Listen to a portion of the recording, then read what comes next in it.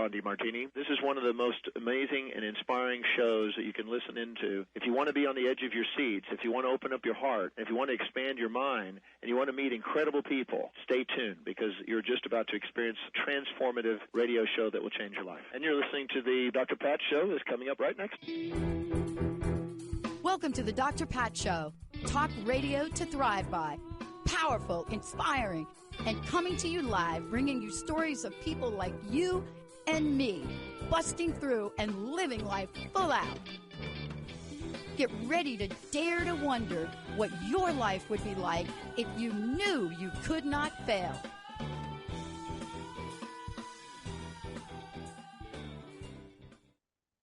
That was a little tricky, wasn't it? It was. It sounded really good. Oh my God. Oh my God. This is so fun. Look, everybody, this is a very special show for all of you out there. And I want to be very clear. This show has been given the care and the love, and the show is Accountability Aging. I cannot even tell you, at the time I started to talk with Michele about prepping for this show, I had no idea that I would be put smack in the middle of a caring situation. But today is the day that we talk about accountability aging. Dropping dead is not a plan. That's not a plan. That's not it. Michele Magner joining me here today. Michele, look, this is a body of work for you. It's a life passion. I had no idea when you and I were talking that I would be on a plane to New Jersey to do the exact thing that you coach people about. I had no idea. But today's show is seriously important, isn't it? It really is important. It's a conversation I don't feel like we're having often enough or in detail enough. So I'm very excited to bring it to your audience. Okay. So when we think about this and we think about stepping out of the gate and we look at what it is we want to say to people about this today, let's get everybody on board with why we're even having the conversation. What's changed? Well, what has changed is we are living longer than we have ever lived before, and we do not have the infrastructure or systems in place to really sustain aging in the manner in which we are currently doing it. There's not enough buildings, there's not enough care people to help us. So really, for each of us as individuals to be accountable is critically important. We cannot continue on this path because it's literally unsustainable. In the world we live in, as we look at this, there are many things that have changed. Life expectancy has changed, but there are other things that have changed. You know, things have changed, but I don't know that we have changed to keep up with the changing things. Do you know what I'm saying? I know what you're saying. So, for example, we knew that our population was going to be aging. So in 1935, the president at the time implemented Social Security, where people could draw down on that at age 65, when the life expectancy for that year was 59 years of age. So people haven't changed, but because our longevity is now upon us, our narrative that continues to be handed down has got to change. You know, people start complaining about being old when they are in their 30s. Their 30s, which totally made sense if your life expectancy was 59. Well, we need to add decades to that. So I can tell you, one of the things that has massively changed is while chronologically we are getting older, we don't feel that old. Like our brains are not caught up with our chronological age. And we have marketing that is just constantly jammed down our throat, telling us that we're old, that we need to be certain, doing certain things or thinking a certain way. And it's all made up, this whole anti-aging narrative that continues. It's not serving us. It's not working for us. You know, I did a whole talk not too long ago, and again, another unexpected talk right before I got on a plane to come to New Jersey to do care for my dearest friend. But I did a talk on time, and I realized that time is a man-made, person-made construct. But you have been doing this. This has been a passion for you for a long time. You're an expert in the field. You talk about this, you speak about this, you coach people about this, you work with clients about this, you weave the ins and outs of a tapestry that sometimes is knotted up and a little bit torn. And I wanted to ask you about this today, because this title, Accountability Aging, Dropping Dead, is not a plan. It's not a plan, but there are so many things that are still not brought to the forefront. Beyond self-perceptions, what are some of the challenges you've seen over the span of your profession and career that really made you decide, I have got to say more and do more about this? You know, working in senior living for 7 years and watching people come into rehabs where they have either illness or a medical incident or accident, what have you, we are just not aging the same. We may chronologically be similar, but our mindsets, our attitudes about aging are very different. And people, while you may not be training for a gold medal, at some point, there's a solid chance you're going to be standing next to a physical therapist behind a walker trying to rehab yourself. So why are we aging so differently? What is the difference? And, you know, 6 in 10 adults have a chronic disease. And this is according to the CDC. And 4 in 10 have 2 or more chronic diseases. And what I think that people need to really be paying attention to are what those risk factors are. According to the CDC, they're tobacco, poor nutrition, lack of physical activity, and excessive alcohol use. All of those are behavioral changes that we can be making.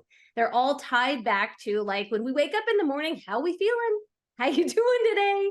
And what do you want to do to make the most of today? Because maybe you are 73, maybe you are 89, maybe you are 51 like me, right? What do you want today to look like? And what do you want the future to hold for yourself? Yeah. And, you know, look, this is something that we can talk about, but the reality of what you are talking about is, once upon a time, it was a concept, and hence Social Security and everything else. Then the rules of the game changed and people changed, longevity changed, medicine changed. So here we are. We're living to phenomenal ages. And I'm not just talking about countries where people lived like over 100, like regularly, because that's a different conversation. But we're talking about being in the modern world and not being set up or have tools or have any idea of what's involved. Do you find that beyond denial, that people just don't have a sense of what's involved, and therefore they don't have a sense on how quickly they can go into burnout?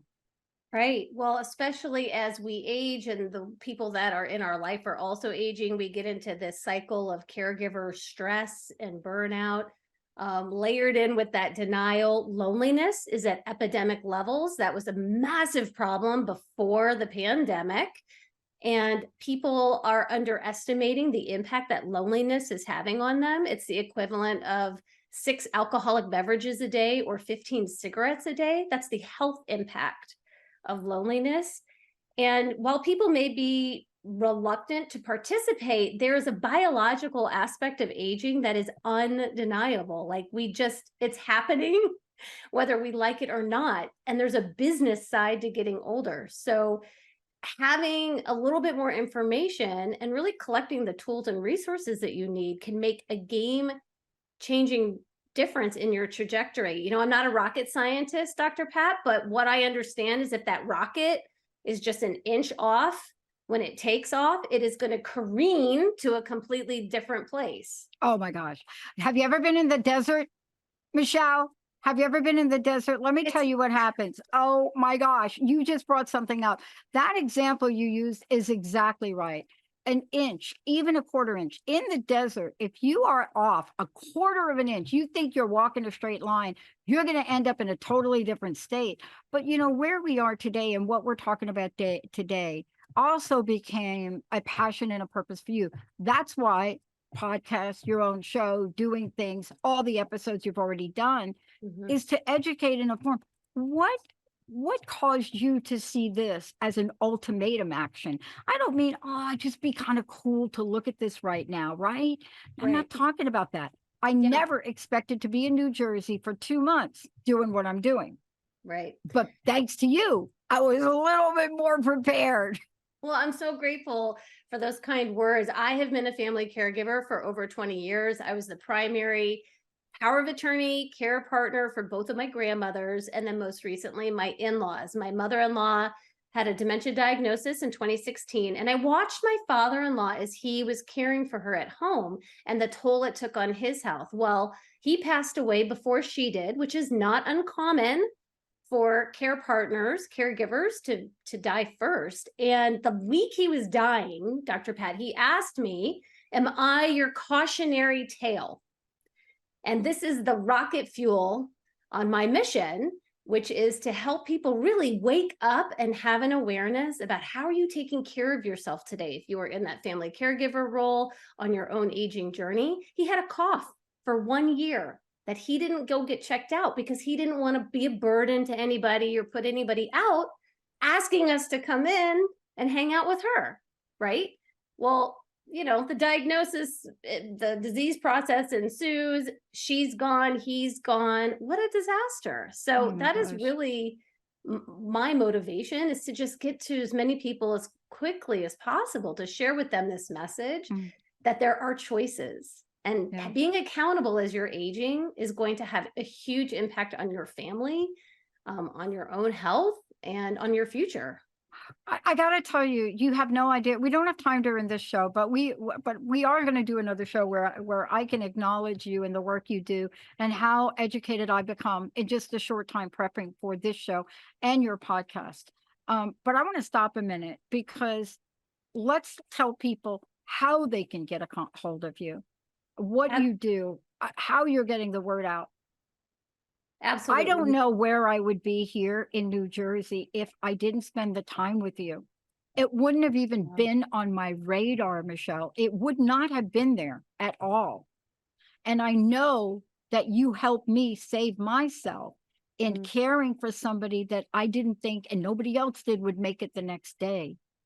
Wow. Yeah, I'm so grateful that my work has had that impact on you, because really one person's trajectory, we know, your audience is so aware that our energy, it's the butterfly effect, right? The ripple effect that has on everybody. And my podcast is called Inspired Caring. It's really about finding that inspiration to care for yourself as you are caring for someone else. And really, my website directs people towards some of the courses that I offer, which is michelemagner.com. Only one L in Michele. Tricky. That's tricky, but it's michelemagner.com. Only one L in Michele. Yeah. Look, I'm excited about what you're going to do and how you're going to do it. I'm very excited about what we're about to talk about. We're going to take a very, very short break here so that people can hear more about you. And when we come back, I want to talk about successful aging. And I want to talk about it in the context of some of the things that you will be talking about in your upcoming show. How you move beyond the point of denial. How does a family intervene? Do you know when to do it or when not? How do you know how to make tough decisions? Not all of these are going to be talked about today, but we are going to talk about mindfulness. Let's take a short break. We'll be right back.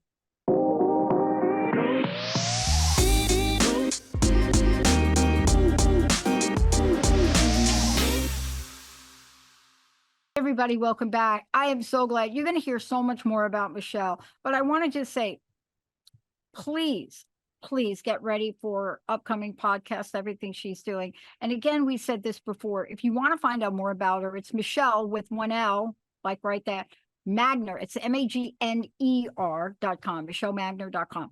You just go over there. Everything is there. Podcasts, previous podcasts. We've got them on transformationtalkradio.com. Everything about this, and there's so much more to come. Why? Because this is a conversation that very few people know how to have, and very few people want to know how to have it, because denial is number one. So we're going to hop right over to this, and we're going to talk about self-care and mindfulness. These are two peas in a pod, and they don't always work well together, right? But let's talk about the successful aging part of this, because if we don't have some of these elements, at least in our awareness, we're not even going to know. We're not going to know what to do or how to do it, are we? Right. No, it's super challenging. I feel like there are 7 components to successful aging. Very quickly, they are self-perception, resiliency, mindfulness, gratitude. Identify your aging role models, know your values, your core values, have some self-compassion, because I feel like you mentioned denial. We have to hold up the mirror when, especially if we're trying to help somebody else to on their aging journey, to what our own aging journey is actually looking like. Yeah. You talk about a role model. I don't want to take over this interview because we got a lot to talk about, but I will tell you one of mine. And I got to meet her a bunch of years ago when I was doing a lot of speaking. I was bringing speakers in, and it's Shirley MacLaine. And I watched her be a standing, amazing, powerful woman in her own. And, you know, you watch certain people in life and you get to know them. And I got to know her. And then you realize that you could learn something.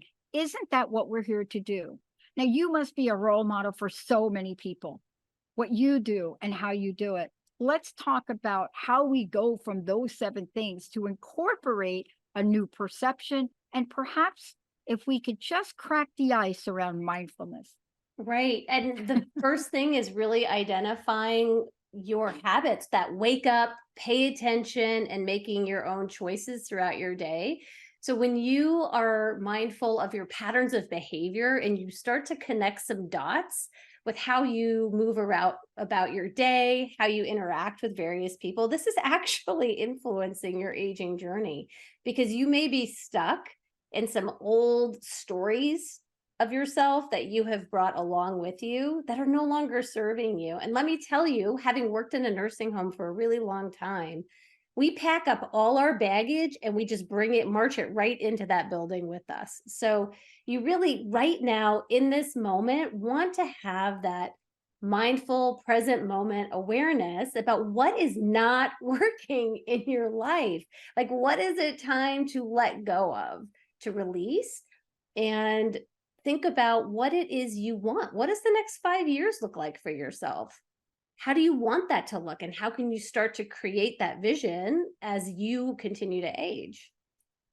And what do you think when you sit back, and this is every day for you, you are helping people, you're coaching people, you're looking at ways to help them. But there's part of this. We have to look at who we are. We can't talk about accountability aging and not include success. Right. I don't think in the conversation.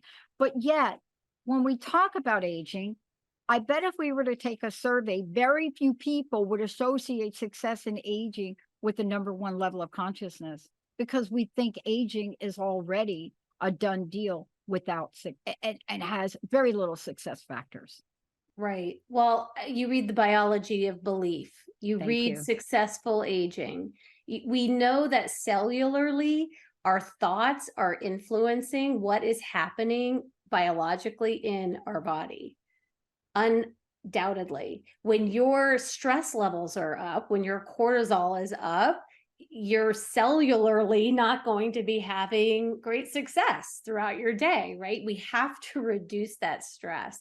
Really finding out what is triggering you and how to reduce those triggers, I think, is simple but not easy. Really identifying what are your 3 top core values. I think that's one of my top podcasts. That's the top podcast episode on my show, is identifying your core values. Because when you figure out what's really triggering you, making you angry, upset, jealous, whatever, on the flip side of it, those 3 core values is also going to be what brings you the most peace, right? So as you're building this future, thinking about successful aging, identifying those core values, you are going to have tremendous outcomes, game-changing outcomes. You know, it's interesting. I was talking to somebody, and let's remind people of why we're talking about this today, because we're talking about accountability aging, dropping dead is not a plan. And, it's never been a plan. And that Right. is the thing that is one of the most, and by the way, it is quite unpredictable for a lot of people. And yet here we are today, we're talking about the idea of being prepared, aren't we? But not being prepared burdenly. We're not saying to people, this is not a burden. Accountability aging is proactive. It's energizing. Your life will change in ways you can't even believe. That's really what the conversation is about today, in some sense, isn't it? Absolutely, because when you are feeling proactive and you expand your energy field, that gives you the ability to live into your purpose. Because if you are still breathing today, my friend, you still have purpose. Retired, schmired, like retirement is made up, old age is made up. You have purpose at every age all along the way. So you need that energy so that you can connect with what you're passionate about, what you're interested in, what brings you joy, and how you want to continue to contribute and give back to the world. You're still here. You have a future until you don't. And Yeah. that's when you're dead. So Yeah. dropping dead is not a plan. Having just a few key things in place, your paperwork, you know what I mean? Building out your plan. If I can't take care of myself, which 70% of Americans at some point are going to need extra help, figure out what those systems are going to look like for you. And I'll tell you, because we're so spread out geographically all over the country, our families, the burden tends to fall on one family member. And let me tell you, not everybody's getting along. It's not. Surprise. It's not. And not Oh, everybody has the ability to step into the role. I think this is a no. show in itself. We all make the assumption there's 5 family members and that everybody is equally capable. That is not true. There No. are some family members that cannot make a decision. It's not their personality. They don't do it for their own lives. And sometimes they're thrust into a role where they have to. Don't we also have to be mindful of leadership roles, of each role that each person can play? Yeah, we don't run our companies like this. Why would we run our families like this?